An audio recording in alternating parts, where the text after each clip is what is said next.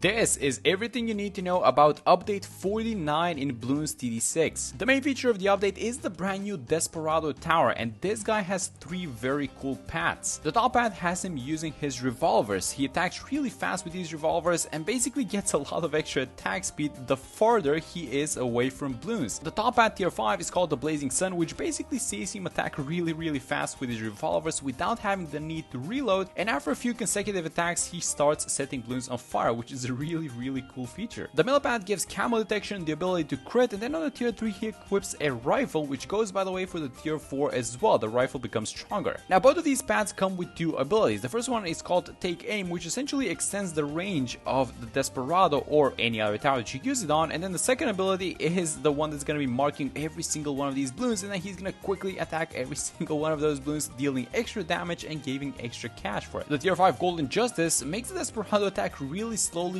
but his weapon becomes really strong, and it's a single bullet that goes through a lot of balloons. It does a lot of damage. The bottom path is a really fun one because you want to keep this guy away from your towers, but you want to have him close to balloons, and there's this indicator showing X3 stacks, but if you put a couple of towers around them, you guys are going to see that this number is going to drop. And what this basically means is that because we placed a couple of towers next to him, now he attacks a lot slower. However, even though this guy wants to stay away from your towers, don't be alarmed by that fact, because he is in fact one of the stronger Desperado crosspads, and when you upgrade to the Desert Phantom, basically this guy is an AoE and a knockback machine. Now in order to unlock the Desperado tower, there's going to be a present waiting for you in the main menu, which says that you need 3.5 million pops to open it. After you get your 3.5 million pops, then you're gonna have to individually unlock every single upgrade, including the tier 5s, and I know that this sounds like a lot, but trust me, it's really not that much work. Now in case you guys want to skip all of that, there's going to be a Desperado unlock pack waiting for you in the store, which is going to unlock the tower. Every single upgrade up to tier 5 is going to give you 3 tier 5 insta monkeys and then exclusive avatar and an exclusive banner. And if you guys are planning on buying the Desperado unlock pack, please don't forget to use my code EATANDREAD in the Bloon store. It really helps out the channel. The second feature of the update is this map that we just played on. This one is called Sunset Gulch, and this is an advanced map, and so the spot balloons are coming out from the bottom left and they're exiting on the bottom right, but the Moab class balloons are coming out on the top, the train tracks, which is kind of a shorter track comparison to the other one. There are 3 new quests. The first one is called The Tale of Desperado, which is basically a showcase of the Desperado tower. The second one is called How to Do Voodoo, which is basically a showcase of Azili. And the last one is called One Hero Solution, which is kind of a Rogue Legends thingy in which you use a specific artifact and then you have to use that artifact. I'm actually not gonna spoil it, but I think it's a really cool one. And finally, let's start with the balance changes. We're gonna start with tier 5 Bomb Blitz, which has its passive ability cooldown getting increased from 40 to 60 seconds. Also, the main attack cooldown got increased from 0.75 to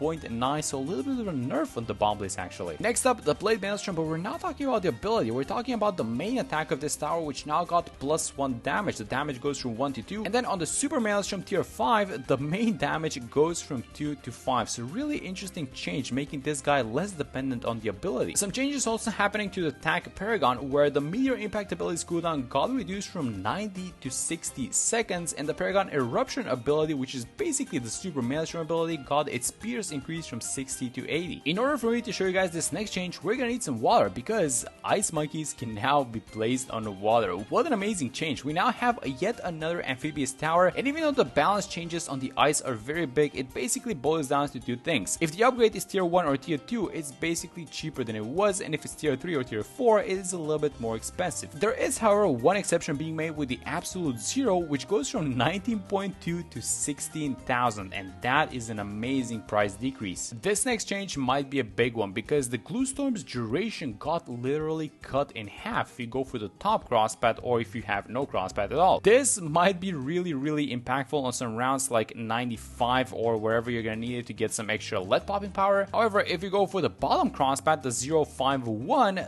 then the ability duration is going to remain at 22 seconds, and basically the idea is that if you go for the top crosspath, you get extra damage amplification, or if you go for the bottom crosspath, you're gonna get more ability duration. Also, I'm not sure how big of an impact this thing is gonna have, but the Moab Glue's duration and Moab Glass balloons got reduced in half as well. It goes from 24 to 12 seconds. So basically this guy's gonna have to keep attacking in order to keep the balloon slowed. This next change was a meme when it happened the first time, so now they're scaling back, and it's the fact that the cripple Moab used to be able to do 280 damage in an AoE, and now that damage is being reduced to 140, so still kind of a meme, but I guess a little bit more balanced. I wanted to quickly mention this SAR Bomba change as well, which has its main damage get cut from 25 to 20, but it gets a little bit of extra ceramic bonus, and then the damage type getting changed from normal to explosion. I wanted to mention this because the previous update, this tower got extra damage on its main attack and it was able to do a 1 tower chimp, so now that is no longer possible. Now let's go back for a second to another tier 5, which is the Archmage Wizard, and in the previous updates what Ninja Kiwi was trying to do was trying to give him extra damage versus mob class bloons, but apparently they overbuffed it, so now they're reducing the Fireball mob damage from 36 to 24, the Dragon's Breath mob bonus is going down from 10 to 8, and then the Dragon's Breath range is getting increased from 40 to 60, so it's going to be able to attack from a little bit farther away, but it's going to do a little bit less damage. Now this next change actually makes me a little bit sad because they finally got a hold of the Rubber to Gold Alchemist. They finally nerfed it in this update, guys, so he's still attacking with the same attack speed,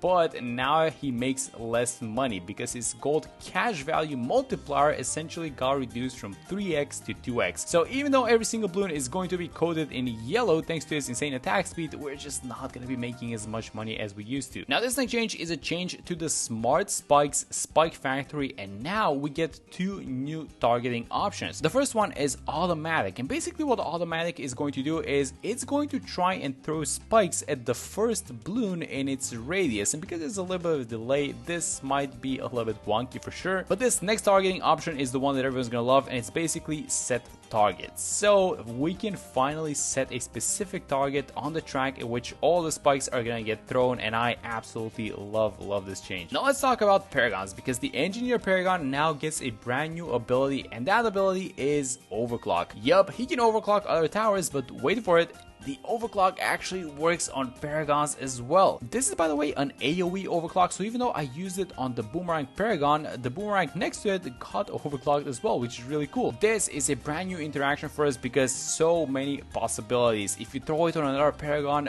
do the abilities of those Paragons get a little bit stronger? How OP are those Paragons actually gonna get? I don't know, but we're gonna be testing everything, so make sure you subscribe to the channel so you don't miss those videos. When it comes to the Beast Handlers, 2 main changes. Number 1, the Velociraptor is actually getting its damage reduced from 9 to 8, and then the damage scaling is getting reduced from 18 to 16, and this is important because at 18 damage you're able to one-shot ceramic bloons. So basically you're gonna need to merge a couple more Velociraptors in order to get the same power. However, talking about the Megalodon tier 5, this guy is finally getting nerfed because he is a little bit too OP, especially versus bosses. So now his attack cooldown is getting increased from 0.8 to 1.1 seconds, and then the attack cooldown scaling is being increased by a little bit as well. Now let's talk heroes. First up, Adora, with the level 20 Ball of Light damage getting reduced from 20 to 15, and then the Ball of Light's 45 damage getting reduced from 20 to 15 as well. Etienne has his price reduced from 850 to 650, and no, we still can barely not start with Etienne on Chimps mode, only $50 off. And finally, let's talk about bosses. Dread Bloon is getting changed. In fact, the Rock Bloons are being made a little bit weaker, which I absolutely love. Their speed is getting reduced from 22 to 18, and their HP across the board, whether it's the normal or the elite Dread Bloon, is getting reduced as well. Lich is also getting nerfed by a tiny bit, so the normal Lich and the elite Lich's speed is being reduced by a small amount, and then the Lich Soul speed is being reduced as well. And finally, Blast the Populace is actually getting a little bit stronger with his speed getting increased by a tiny amount. So that's it for this video. Thank you guys so much for watching it. Use code E3 in the Bloon store, and I'm gonna see you all in the next one.